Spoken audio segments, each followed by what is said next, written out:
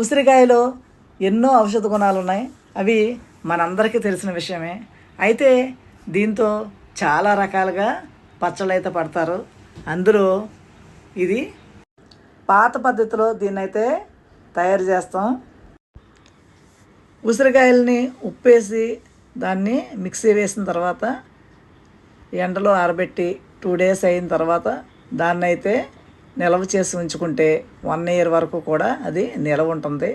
దాన్ని మనం ఎప్పుడు కావాలంటే అప్పుడు మనం కొద్ది కొద్దిగా తీసుకుని ఈ విధంగా పచ్చడిని అయితే ప్రిపేర్ చేసుకుంటాం. ఇప్పుడు మనం ప్రిపరేషన్ అయితే చూసేద్దాం.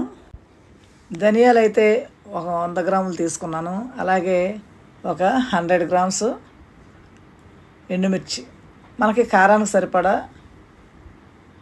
మన ఇష్టం.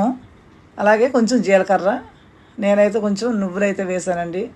ఇష్టమైన వాళ్ళు వేసుకోవచ్చు, లేదంటే స్కిప్ చేయొచ్చు. ఇది ఈ పొడిని కారపొడిలాగా అవుతుంది. దాన్ని మిక్సీ వేసిన తర్వాత ఆ పచ్చడిలో ఈ పొడిని మనమైతే కలపాలి. ఈ పచ్చడి చాలా రుచిగా ఉంటుంది.